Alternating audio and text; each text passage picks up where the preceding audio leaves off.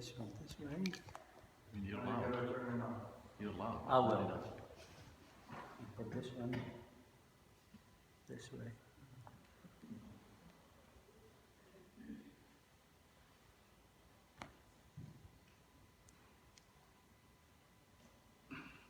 One. Yep. So it's like I was saying earlier, Father asked 3 people to go ahead and do a little thought or a little reflection regarding what each person think of giving, what's giving is all about. And really there's many people who qualify more than I do, because they speak very well, and they can deliver the message much better than I do. I might take you up and put you on a mountain for a minute, and then I'll probably end up dropping you. So if I drop you, I hope I don't drop you too hard.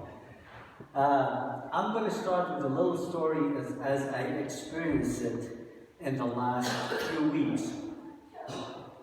I decided to do my garage. You know that kind of painting you do on your garage? You kind of put that paint and you put the flex on it, whatever you want to call it. So I don't know if you all know what it is, but anyway, the materials is very expensive.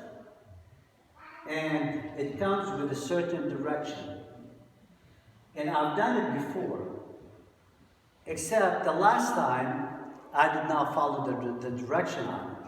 So it didn't last long. So this time I said, if I'm going to spend all the money on this thing, I'm going to make sure it's going to be done right. So anyway, that package, it comes with a certain direction. It goes into great details. I mean, it tells you what to do with the floor. If the floor is old, if it's been painted before, if it has oil, if it's a brand new, I mean, it tells you everything. And you need to follow those directions step by step. And if you do that, you have a long life on your paint on the floor. So,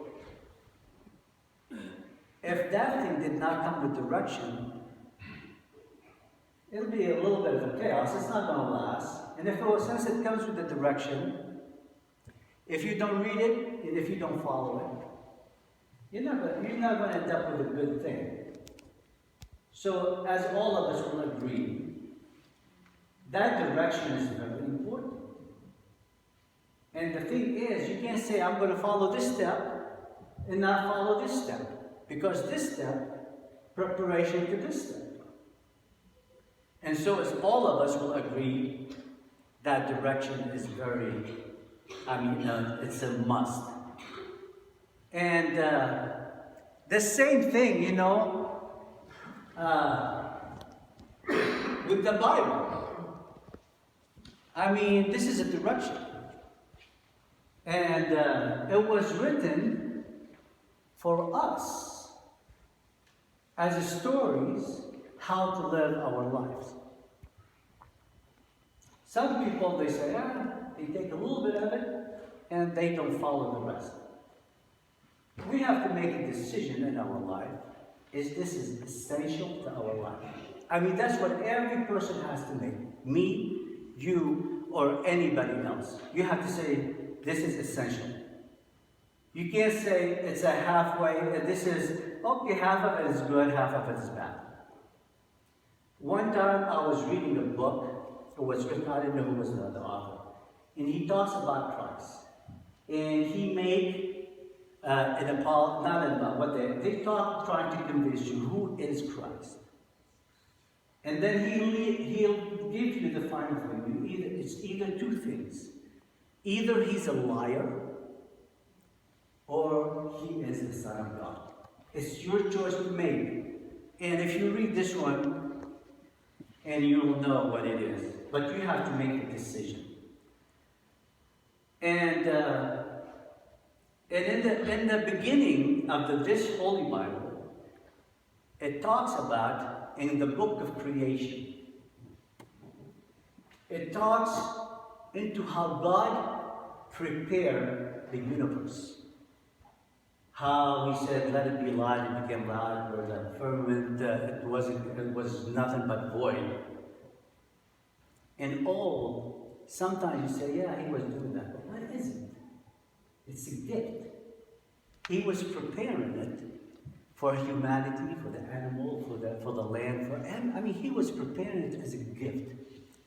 And next thing you know, he goes in there and he creates all things. He created Adam and Eve. And then after that, you know what happened? Adam and Eve, they sin, they go against God. And so, remember when they eat from the apple or, from the tree, and then they see their nakedness, now they know they're more full of knowledge, so they realize they're naked. The first person who gave in the Bible, in the book of creation, if you all recall, who is it? It's God. When they realize their nakedness, he goes and look. I think I think I bookmarked it, to be honest with you, but it just. Well, I'll tell you instead of just. I think sometimes that takes. I don't have too much time because I'm limited for a certain time. No, you're not. He talks. He said he goes and makes some covers from skin. He gives an offering to the human he made. That was God's offering to cover their nakedness. And also the Bible talks about multiple things about giving. And it's an essential. If it's from the Old Testament or from the New Testament, it doesn't matter. The whole book, from the beginning to the end, is the Bible. And God, some people, I've heard some people, believe it or not, before they say the Old Testament, that's the Old Testament, we don't care for it, we only care about the New Testament. And you know what? If you say that, so whatever Christ said regarding the Old Testament, you're making him a liar. And as we know, he's not a liar. And so, from the Old Testament, there's a story also about giving, where a lady, she hosts the prophet Elijah in her house. And she didn't have much, so she offered the last thing in her house. And God gave her an abundance later on, as probably, I don't know if everybody knows the story, but that's something probably. The one who hasn't heard it, maybe search it and try it. It'll be a good thing for us to do. And also another story about giving, the lady who, as Christ was talking about, everybody was throwing the money and making a racket when they throw the money in whatever it's in the basket, except she threw few pennies. And that was, it says, the Bible says, and Christ says, except she gave it out of her necessity. It means out of her need. And last night, in particular, I know Father told me I need to speak. It's like, man, I don't know. It's kind of difficult to speak on stuff like that. But anyway, I've been meditating on certain things. It's like, what's the beginning? Now, I don't want you to raise your hand.